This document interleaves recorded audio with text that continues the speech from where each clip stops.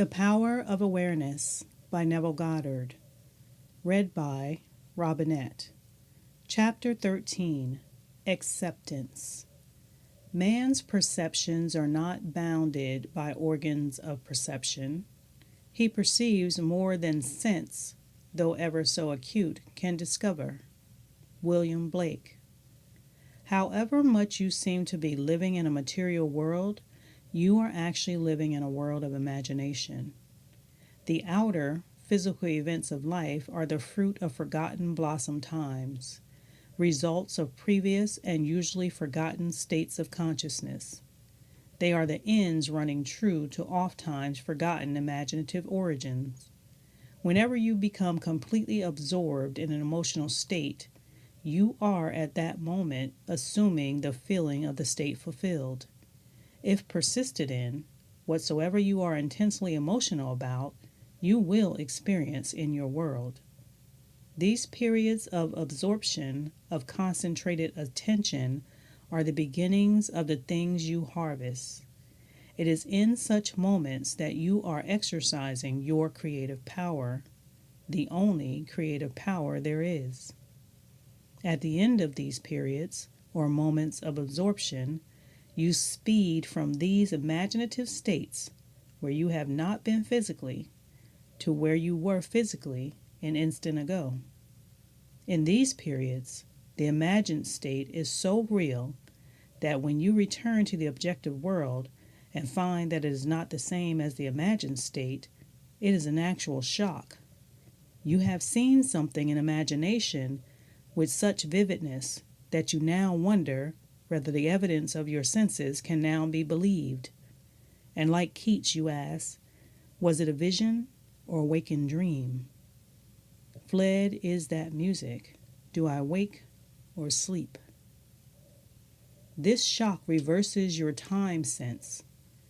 By this is meant that instead of your experience resulting from your past, it now becomes the result of being in imagination where you have not been physically. In effect, this moves you across a bridge of incidents to the physical realization of your imagined state. The man who at will can assume whatever state he pleases has found the keys to the kingdom of heaven. The keys are desire, imagination, and a steadily focused attention on the feeling of the wish fulfilled. To such a man, any undesirable objective fact is no longer a reality, and the ardent wish no longer a dream.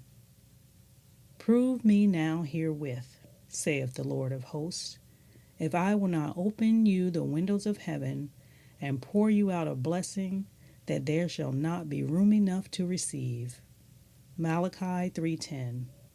The windows of heaven may not be opened and the treasure seized by a strong will, but they open of themselves and present their treasures as a free gift, a gift that comes when absorption reaches such a degree that it results in a feeling of complete acceptance. The passage from your present state to the feeling of your wish fulfilled is not across a gap.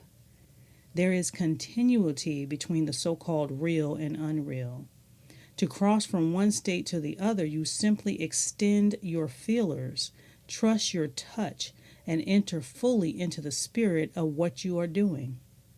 Not by might nor by power, but by my spirit, saith the Lord of hosts. Zechariah 4:6. Assume the spirit, the feeling of the wish fulfilled, and you will have opened the windows to receive the blessing.